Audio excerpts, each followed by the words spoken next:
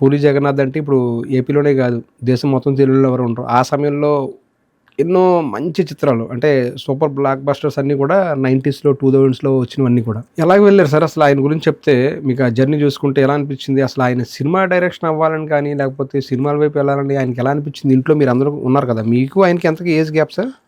నేను 72 సార్. అన్నయ్య ఏమో 66 సార్. 6 ఇయర్స్ గ్యాప్ అంతే. నాకు నా తమ్ముడికి ఒక 4 ఇయర్స్ గ్యాప్ అంతే. సో మీకు మీ అన్నయ్యకి అనుబంధం ఎలా ఉండేది చిన్నప్పటి నుంచి? బాగుంది సార్. బాగుండంటే అన్నయ్య కూడా చిన్నప్పటి నుంచి ఏంటంటే మా 10th క్లాస్ వరకు కూడా ఒకే స్కూల్లో చదివాం అందరం కూడా. అంటే అదే స్కూల్. మీరు మీ అన్నయ్య ఇద్దరు ఒక దగ్గరే? ఇంటి దగ్గర బొడ్డుపల్లి అని ఇప్పుడున్న ఎక్కడ ఉంటున్నా నర్సీపట్నం మున్సిపాలిటీని చిన్నప్పటి నుంచి కూడా అక్కడే ఉండేవాళ్ళం. అన్నయ్య చిన్నప్పటి నుంచి కూడా చిన్న చిన్న నోట్స్లో చిన్న చిన్న పెట్టగలలు అంటారు, అప్పుడే కథలు రాసేవాడు. చిన్న చిన్న కథలు ప్రతి 2-3 పేజీలకు ఒక కథ అలాగా ఉండేది. అది మేము కూడా చూసి చాలా బాగుంది, చాలా బ్రహ్మాండంగా. ఒక 2-3 పేజీల్లో కథ అయిపోయేది. ఫస్ట్ నుంచి కూడా ఈ రైటింగ్ అనేది అన్నయ్యకి బాగా ఇంట్రెస్ట్. అదలాగా 10th అయింది, అన్నయ్య డిగ్రీ కూడా కంప్లీట్ అయింది. అయిన తర్వాత మరణ మృదంగా అని చెప్పి ఒక నాటికే సార్. అంటే గ్రామాల్లో మీకు సాంఘిక నాటకాలు వేస్తారు. అన్నయ్య ఒక నాటిక మా ఊర్లోనే ఒక నాటకం, అది స్క్రిప్ట్ తయారు చేసి ఒక బ్రహ్మాండంగా చేశారు. అది అన్నయ్య డైరెక్షను, అందులో కూడా హీరోగా యాక్ట్ చేసాడు. అది కూడా అన్నయ్య. ఎప్పుడు సార్ ఇది? సాంఘిక నాటకం అంటే ఆ టైం బాగా 90స్‌లోనా? ఆ టైంలో సార్. అది మన అన్నయ్య చదివింది ఏఎంఎల్ కాలేజ్ అనకాపల్లి సార్. అక్కడ కూడా యాక్టివిటీస్ అయ్యి ఈ డ్రామా యాక్టివిటీస్ అవి కూడా చేశారండి. అయితే ఏంటంటే నాన్నకు తెలుసు అన్నయ్య ఈ ఇంట్రెస్ట్ ఉంది, ఈ సినిమాకి వెళ్ళి పంపించాలి. మధు ఫిలిం ఇన్స్టిట్యూట్ అని చెప్పి హైదరాబాద్లో పేపర్లో చూసి అప్లై చేశారు దానికి. అన్నయ్య అప్లై చేశాడు, అన్నయ్యకి తెలియకుండా నాన్న అప్లై చేశారు. అప్పుడా రెండు ఒకేసారి పోస్ట్లో వచ్చినాయి. అంటే అప్లికేషన్ పెట్టుకోవడానికి మనం దాన్ని ఏమంటారు తెలియదు.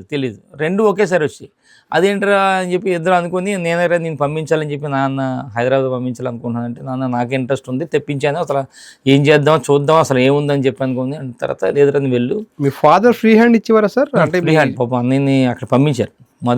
సార్ అది 89 సార్. 89లో అన్నయ్యని పంపించారు. 89లో నేను కూడా డిప్లొమాకి వెళ్ళాను చెన్నైకి సార్. చెన్నైలో 3 ఇయర్స్ నేను అక్కడ చేశాను, అన్నయ్య 3 ఇయర్స్. ఆ టైంలో బాగా ఇబ్బందుల టైం సార్. నాన్న అప్పుడు 2500 పంపించేవారు. అన్నయ్యకి 2500, నాకు 2500. అది కూడా అతి కష్టం మీద 5000 పంపించడం అంటే ఆ టైంలో మా ఫాదర్కి చాలా ఎక్కువ. ఎలా చదువుకున్నారు సార్? అంటే మీరు బయట హాస్టల్లో ఉండి చదువుకున్నారు లేదా ఎలాగా? బయట రూమే తీసుకున్నాం సార్. రూమ్ తీసుకుని ఏమైనా గుర్తున్నాయా సార్? స్పెసిఫిక్ ఇన్సిడెంట్స్ ఏమైనా గుర్తున్నాయి మీకు అసలు రూమ్ తీసుకున్నప్పుడు? ఢిల్లీ కాలేజీ సైకిల్ మీద వెళ్ళేవాళ్ళు సార్. అక్కడ కూడా కాలేజీకి మా రూమ్కి దూరం. అక్కడ ఎన్ని కిలోమీటర్ ఉంటుంది సార్? అది ఒక 3 కిలోమీటర్స్ ఉండేదండి. టౌన్లో ఉండేది. అంటే అక్కడ నుంచి దూరం సార్. చెన్నై అంటే చెన్నై కాదు, చెన్నై నుంచి లోపల విలేజ్ ఉంది సార్. అక్కడికి అది ఏం గుర్తుంది సార్? ఉంది సార్, అది చెంగల్పట్టు డిస్ట్రిక్ట్ సార్. అది అక్కడ మీనాక్షి అమల్ పాలిటెక్నిక్ అని చెప్పి అక్కడ చదువుకున్నాం సార్. పాలిటెక్నిక్ ఎందుకు సార్? అంటే ఇప్పుడు అనకాపల్లి జిల్లా నుంచి, అంటే ఇప్పుడు అంటే అనకాపల్లి జిల్లా, ఇప్పుడు ఉమ్మడి విశాఖపట్నం జిల్లా, అంటే నర్సీపట్నం ఏరియా నుంచి మీరు చెన్నై వెళ్ళి చదువుకోవాలి పాలిటెక్నిక్ అని ఎందుకు అనిపించింది? అక్కడ అంటే ఇక్కడ లోకల్గా మాకు ఇద్దరు తెలిసిన వాళ్ళు, మా ఏరియా వాళ్ళే కోటపట్లలో ఉంది. అక్కడ బాగుంది అనేసరికి మా ఫాదర్ అయితే బాగుంటుంది అని చెప్పి వీళ్ళు కూడా తోడు ఉంటారు కదా, అంత దూరం సరే అని చెప్పని అక్కడ జాయిన్ చేశారు. ఎట్ టైం నేను 89లో వెళ్ళాను, మా అన్నయ్య కూడా ఎట్ టైం ఆయన సినిమా ఫీల్డ్ లోకి, మీరేమో పాలిటెక్నిక్. ఇద్దరు అప్పుడే విడిపోయారు. ఇంకా ఇద్దరు వెళ్ళాం అలాగా. చిన్నప్పటి నుంచి మీ ఇద్దరికి బాండింగ్ మధ్యలో ఏమైనా ఇన్సిడెంట్స్? నాకు తమ్ముడికి బాగా క్లోజ్గా ఉండేవాళ్ళం, కానీ అన్నయ్యని కొంచెం ఒక పెద్దగానే కొంచెం ఇదిగా భయంగానే ఉండేది ప్రతిది కూడా. ఎందుకంటే మరీ తక్కువ ఏజ్ అనుకోండి, ఇద్దరికి బాగా ఉంటుంది. కొంచెం ఆ 6 ఇయర్స్ గ్యాప్ వల్ల అన్నయ్యని ఎప్పుడు కూడా పెద్ద రాగానే చూసుకోవాలి చిన్నప్పటి నుంచి కూడా. అన్నయ్య ఏం చెప్తుంది అనడం అన్నీ చేయడం తప్ప అంత బాగా ఉండడం లేదు. ఎప్పుడైతే 89లో అన్నయ్య అక్కడికి వెళ్ళారో మా జర్నీ జరుగుతుంది. ఈలోపు అన్నయ్యకి ఏమో డైరెక్షన్ సైడ్, అంటే ముందు యాక్టింగ్ సైడ్ వెళ్ళారు. యాక్టింగ్ చేయాలని చెప్పి హిందీ శివ సినిమాలో కూడా యాక్ట్ చేశారు. హిందీలో రామ్ గోపాల్ వర్మ గారు హిందీ శివ చేశారు. అందులో నాగార్జున గారి బ్యాచ్లో నలుగురిలో అన్నయ్య కూడా ఒకడు ఉంటాడు హిందీలో. ఎలా సార్ రామ్ గోపాల్ చేరారా, లేకపోతే ఎలా అసిస్టెంట్ డైరెక్టర్ చేసినట్టున్నారు కదా? అసిస్టెంట్ డైరెక్టర్ చేశారు సార్. ఎలా వచ్చింది సార్ అవకాశం రామ్ గోపాల్? అది అంటే ముందు యాక్టింగ్ అనే అసలు అనుకుని మధు ఫిలిమ్స్లో తిరుగుతున్నారు సార్. మరి రామ్ గోపాల్ వర్మ గారికి మరి ఎవరు అప్పుడు పరిచయం చేశారో తెలియదు, కానీ మొత్తానికి ఆ ఎపిసోడ్ నాకు సరిగ్గా తెలియదు. కానీ వర్మ గారి దగ్గర మాత్రం మనవాడు అసిస్టెంట్గా జాయిన్ అవ్వడం, అదే టైంలో ఇది కూడా యాక్ట్ చేశారు, హిందీలో యాక్ట్ చేయడం జరిగింది. ఇంకా అక్కడి నుంచి మనం డైరెక్షన్ సైడ్ అన్నయ్య సినిమాల్లో మీ అన్నయ్య దాదాపుగా అంటే 89లో వెళ్ళారు. 2500 మీకు పంపించాలి, అటు మీకు పంపించాలి, ఇటు మీ అన్నయ్యకి పంపించాలి. మీ నాన్నగారు ఇబ్బందులు అనిపించి ఎప్పుడైనా చెప్పేవారా సార్? తెలుసు, నాన్న ఇవ్వలేకపోతున్నారని తెలుసు. ఎలా అంటే ఏదైనా అప్పులు చేయడం తప్ప అక్కడ అంత అంటే మనకి వ్యవసాయం మీద కూడా అంత పెద్దగా అంటే వ్యవసాయ భూములు ఉన్నాయి కానీ అంత ఎక్కువ వచ్చే అవకాశం లేదు అది. అయినప్పుడు కూడా నాన్న ఇబ్బందులు పడకుండా అంటే ఎలాగైనా ఎవరు ఏ తండ్రి అయినా అనుకుంటాడు కదా ఏదైనా ప్రయోజనం సమయంలో మీకు తెలుసు సార్ ఆయన ఇబ్బందులు కానీ అవన్నీ తెలుసా మీకు? తెలుసండి, ఇబ్బందులు పడేవారండి. అంటే మెయిన్ మాకు ఈ కోర్టు తగాదాలు ఎక్కువ ఉండి ఈ ఆస్తి తగాదాల వల్ల దాని మీద బాగా నాన్నకి బాగా ప్రెజర్ ఉండేది. ఒకవైపు నుంచి కోర్టు వివాదాలు, ఒకవైపు నుంచి ఏమో మిమ్మల్ని చదివించాలి, దానికి ప్రతి నెల 2,500 పంపించాలి. ఒకవైపు నుంచి ఫిల్మ్ ఇన్స్టిట్యూట్లో ఆయన కోర్స్ నేర్చుకోవడం, డైరెక్షన్ కోర్స్ అవ్వచ్చు, ఏదో యాక్టింగ్ కోర్స్ అవ్వచ్చు, దానికోసం ఆయనకు 2,500 పంపించాలి. ఎప్పుడైనా మీరు సెలవుల్లో ఇంటికి వచ్చినప్పుడు ఫాదర్తో మాట్లాడినప్పుడు ఏమనిపించింది సార్ ఆయన ఎక్కడ కూడా నేను ఏదో నాన్న ఇబ్బంది పడుతున్న ఫీలింగ్ ఎక్కడికి అనిపించేది కాదు. తెలియనిచ్చేవారు కదా బయటకి, అసలు బయటకి చెప్పేవారు కాదు. మాకు తెలుసు ఇబ్బంది పడుతున్నారని తెలుసు. ఆయన కూడా నాన్న ఎక్కడ కూడా ఇబ్బంది పడకుండా సరదాగా వచ్చినప్పుడు మాట్లాడడం చేయడం, నీకేం కావాలని అడగడం. మా అమ్మ ఇప్పుడు ఏదైనా అవసరం ఉంటే మా అమ్మ డబ్బులు ఇచ్చేది. మా అమ్మ నాకు కానీ అన్నయ్యకి మా తమ్ముడికి కానీ డబ్బులు ఇస్తే నాన్న మళ్ళీ సెపరేట్గా మా అమ్మకి తెలియకుండా ఇచ్చేవారు. అది 50 రూపాయలు 100 రూపాయలు ఏదైనా సరే అది ప్రతిదీ మా తమ్ముడికి కానీ నాకు కానీ మా అన్నయ్యకి కానీ నాన్న సెపరేట్గా మళ్ళీ ఇచ్చేవారు. మీరు చెన్నైలో ఉన్నప్పుడు చదువుకునేప్పుడు ఏదైనా ఇన్సిడెంట్స్ ఉన్నాయి సార్, గుర్తున్నాయా? ఎప్పుడైనా మీ బ్రదర్ మీ దగ్గర రావడం కానీ మాట్లాడడం? రాలేదు సార్, రాలేదు. ఎందుకంటే అండి యాక్చువల్గా మేమే ఎక్కువ ఇక్కడికి వచ్చేవాడు నర్సీపట్నం. అక్కడి నుంచి సుమారుగా మధ్య మధ్యలో హాలిడేస్ ఉంటే 4-5 రోజులు హాలిడేస్ ఉంటే నేనే ట్రైన్ ఎక్కి వచ్చేవాడు. అంటే నాన్న రావడం అంటే మళ్ళీ అక్కడి నుంచి రావడం, మళ్ళీ చెన్నైలో దిగడం, చెన్నై నుంచి చెంగల్పట్టు రావడం, ఇవన్నీ కొంచెం ఇబ్బంది. ఫస్ట్ టైం కదా సార్ మీరు చెన్నై వెళ్ళింది? అంటే ఇంటి నుంచి బయటికి వెళ్ళి చదువుకుంది ఫస్ట్ టైం కదా? అప్పుడే ఇంటి బ్యాంక్ ఏమో అనిపించలేదు సార్ అప్పుడు స్టార్టింగ్? అనిపించింది సార్, అనిపించింది. కానీ అక్కడ ఉన్న ఎక్కువ మంది ఎప్పుడైతే మా ఏరియా వాళ్ళు కోటపట్ల సంబంధించిన వాళ్ళు 2-3 ఉన్నారు, ప్లస్ వైజాగ్లో చాలామంది ఉన్నారు. ఆంధ్ర అనేసరికి అందరూ తెలుగు మాట్లాడుతున్నారు, అనేసరికి అందరూ తెలుగు ఫీలింగే. మధ్య మధ్యలో వచ్చి వెళ్ళిపోయేవాడిని, ఎందుకంటే అందరూ తమిళియన్స్ ఉంటే మాకు ఇబ్బంది వచ్చేది. అంటే ఎవరు లేరు అని లోన్లీగా ఉండే ఫీలింగ్ వచ్చేది.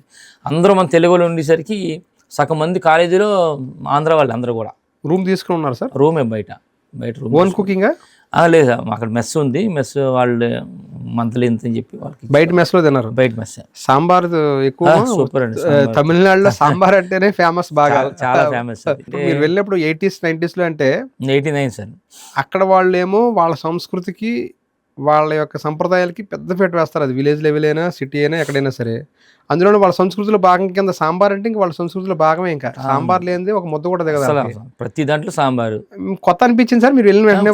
కొత్త అనిపించిందండి. తర్వాత మాకు అలవాటు అయిపోయింది అది. ఆ టేస్ట్ సాంబార్ కానీ ఆ రసం కానీ ఇంకా వెరైటీ. ఇంకా ఇంటికి వస్తే సాంబార్ అడిగేవారా? సాంబార్కి ఇక్కడ ఇంటి దగ్గర చేసేవారు. అది కాదు, ఇంటి దగ్గర ఇక్కడ అడిగేవారా అసలు ఆ సాంబార్ కావాలి మాకు సాంబార్? అట్లా లేదులేండి, అలాగే అడిగేవాడిని కాదు. కానీ ఇంటి దగ్గర ఉండి వంటలు ఇంటి దగ్గర ఉండి ఆ టేస్ట్ వేరే ఉండేది సార్. మొత్తం చెన్నైలో ఏంటంటే ఎక్కడ తమిళనాడు ఎక్కడ చూసినా సరే ఫేమస్ అనేది మీరు చెప్తున్నాయి కదా. అది మీరు 89 తర్వాత మీరు డిప్లొమా అయిన తర్వాత మీరు కూడా హైదరాబాద్ వెళ్ళారు. అవును, మీరు కూడా సినిమాలో ట్రై చేద్దాం వెళ్ళారా? ట్రై చేయడం కంటే అన్నయ్యతో ఉందాం అసలు, చూద్దాం బాగుంటే అలా కంటిన్యూ అవ్వచ్చేమో అనుకున్నాం. అన్నయ్య ఆ టైంలో దూరదర్శన్లో సింగిల్ ఎపిసోడ్స్ చేసేవాడు సార్. దూరదర్శన్ అప్పుడు అంతా కూడా దూరదర్శన్ సింగిల్ ఎపిసోడ్స్ ఒక అరగంట 30 మినిట్స్ అంతా ఉండేది అప్పుడు. అవన్నీ కూడా అన్ని డైరెక్షన్ చేసేవాడు. ఎపిసోడ్ లైవ్లీహుడ్ కోసం ఏదో ఒకటి చేసేవాడు. ఎవరినో ప్రొడ్యూసర్ వాళ్ళని పట్టుకొని వాళ్ళ ద్వారా డైరెక్షన్ చేసేవాడు. ఆ జర్నీలో ఉన్నాడు ఆ టైంలో. అప్పుడు అన్నయ్య కూడా చాలా ప్రాబ్లంగానే ఉండేది. అన్నీ కూడా రూమ్ తీసుకుని సార్? రూమే అన్నీ కూడా చిన్న సింగిల్ రూమ్ ఉండేది. ఎక్కడ ఉండేవారు ఇప్పుడు? అన్నయ్య కృష్ణా దగ్గర అని అక్కడ కృష్ణానగర్లో ఉండేవాడు. అందుకని అదే సినిమా పేరుతో ఏదో పాట కూడా వచ్చింది, కృష్ణానగరే. నేనేం తెలియను దేంట్లో ఉంది. అదే ఉండేవాడు. ఆయన కూడా ఇబ్బందులు పడ్డాడు సార్ చాలా సార్లు. నేను ఉన్నప్పుడు నేను చూశాను చాలా రోజులు. టీ తాగి ఉన్న రోజులు కూడా ఉన్నాయి. అన్నయ్య టీ తాగి ఉండిపోయాడు, భోజనం చేయకుండా. ఒక్కోసారి అయితే నేను ఉన్నప్పుడు కంపల్సరీగా నాకు రైస్ ఏదో పెట్టి అన్నయ్య ఏదో ఒకటి మాకు ఎక్కువ పొళ్ళు అయ్యి ఉంటాయి ఇంట్లో, అవన్నీ ఉండేవి పెట్టేవాడు. కొంచెం ఇబ్బంది పడుతూనే ఉండేవాడు. నేను కూడా అన్నయ్యతో కొన్నాళ్ళు జర్నీ చేసిన తర్వాత ఎప్పుడైతే మాకు ఊళ్ళో ఇన్సిడెంట్ జరుగుతున్నాయి నేను ఇంకా షిఫ్ట్ అయిపోయాను ఇక్కడికి. ఎన్ని నెలలు ఉన్నారు మీరు అన్నయ్యతో పాటు అక్కడ? అన్నయ్య ఉన్నాను నేను ఒక సుమారుగా 4-5 నెలలు ఉన్నాను సార్, అంతే. 4-5 నెలలు కృష్ణానగర్లో ఉన్నారు మీరు కూడా, అదే రూమ్లో. ఆ సమయంలో మీ అన్నయ్య చూస్తే ఏమనిపించింది సార్? అంటే ఆయన ఎన్నో ప్రయత్నాలు చేయడం తిరిగి వచ్చిన తర్వాత. సార్ అన్నయ్య అంటే నాకు ఉద్దేశం అంటే అన్నయ్య సరదాగా నాతో పాటు 4-5 ఫ్రెండ్స్ ఉంటే కథలు చెప్తుండేవాడు సార్, స్టోరీస్. ఈ విధంగా ఆ స్టోరీ చెప్తుంటే మేము కూడా లీనమైపోయాం. అంటే ఇప్పటికన్నా వస్తుందేమో అవకాశం అన్నయ్యకి రావాలి అని చెప్పి మేము అనుకునేవాళ్ళం. అన్నయ్య కూడా మీరు చెప్పినట్టు వెనక్కి వచ్చే స్టేజ్లో లేడు. ఇంకా ఏదైనా సాధించాలి అవకాశం వస్తుందని ఒక కాన్ఫిడెన్స్తోనే అన్నయ్య ఉన్నాడు. మాకు కూడా నమ్మకం వస్తుందని నమ్మకం ఆ దేవుడి దేవాలయం 10 ఏళ్ళ జర్నీ సార్. 10 ఏళ్ళ జర్నీలో చాలా ఒడుదుడుకులు, మీరు అన్నట్టు ఒక రోజు టీ తాగి ఉండాల్సిన పరిస్థితి, పశువులతో పడుకోవాల్సిన పరిస్థితి, అన్ని కష్టాలు అనుభవించినప్పుడు ఏ రోజు మీరు అందరూ ఎందుకురా వచ్చే వెనక్కి అని చెప్పి మీరు కానీ రాధార్ గారు ఎందుకంటే నాన్నగారు కూడా ఇంట్రెస్ట్తో పంపించారు. నాన్న కూడా నాన్న ఇంట్రెస్ట్ ఏదో ఒకటి అక్కడికి వెళ్ళాలి అని ఇంట్రెస్ట్తో పంపించారు కనుక అన్నయ్య కూడా ఏనాడు కూడా ఇంటికి వచ్చి నాకు బాగోలేదు రాదేమో అనే ఫీల్లో ఎక్కడ లేదు. ఇంటి దగ్గర కూడా వస్తుంది ఇప్పుడైనా వస్తుంది నాన్న అని చెప్పి అనేవారు. దాని మీద సడన్గా కట్ చేస్తే బద్రీ సినిమాకి డైరెక్షన్, అది ఆ అనౌన్స్మెంట్ వినగానే మీకు ఏమనిపించింది సార్? అసలు ఎలా అనిపించింది? అంటే ఆ టైంలో సినిమా ఆఫర్ వచ్చింది అనేసరికి అంటే దానికి ముందు ఒక ఏదో సినిమా వచ్చింది సార్, అది ఆల్రెడీ స్టార్ట్ అయ్యి ఎందుకో అక్కడ ప్రొడ్యూసర్ వల్ల ఆగిపోయింది. ఇంకో సినిమా ఏదో స్టార్ట్ అయింది. అంటే ఆ టైంలో నాకు పెద్దగా ఐడియా లేదు. తర్వాత వెంటనే సినిమా ఓపెనింగ్ అనేసరికి అంటే మాకు ఎలా ఉంటుంది అంటే సినిమా డైరెక్షన్ చేస్తున్నాడు అనేసరికి ఆనందం కదండి. ఫస్ట్ అందులోనూ మీకు అప్పటికే చిరంజీవి గారు మెగాస్టార్. అవును అవును చిరంజీవి గారు బ్రదర్ సినిమాలోకి అనేటప్పటికి అప్పటికే ఆయన ఏదో 2-3 సినిమాలు యాక్ట్ చేసినట్టున్నారు కూడా. బద్రీ సినిమా సెకండ్ థర్డ్ ఎలా ఉంది అది. అవును ఆయన్ని తీసుకొచ్చి పవన్ కళ్యాణ్ గారిని యాక్ట్ చేయించడం, అందులో హీరో ఆయన డైరెక్షన్ ఎలా అనిపించింది మీకు? అసలు బయట వినిపించినప్పుడు మీకు ఆ సౌండ్స్ అవి ఎలా అంటే అనిపించింది? ఏదైనా సరే అంటే నాకే కాదండి మొత్తం మా ఫ్యామిలీ మెంబర్స్ కానీ మా ప్రాంతం అందరూ కూడా మంచి ఆఫర్ వచ్చింది, హ్యాపీగా డైరెక్టర్ అవుతాడు, సినిమా హిట్ అవ్వాలి అని ప్రతి ఒక్కరు కూడా కోరుకున్న నిజంగా బ్రహ్మాండంగా అక్కడి నుంచి ఇంకా ఒకటి బద్రీ తర్వాత ఇంకా మీకు తెలియదే ఉంది ఒకటి మంచి హిట్స్ వచ్చినాయి. తర్వాత ఈడియట్ సినిమాలో ఉంది 2002 తర్వాత శ్రావణి సుబ్రహ్మణ్యం ఒకటి సార్. అంటే బద్రీ తర్వాత ఏమో బాచి ఓ సినిమా ఫెయిల్ అయింది సార్. తర్వాత ఏమో శ్రావణి సుబ్రహ్మణ్యం, ఈడియట్, అమ్మనాథ అమలమ్మాయి, ఇంకా అలాగే శివమణి, మీకు అలా కంటిన్యూగా పోకరి, ఇంక పెద్ద హిట్లు ఇంకా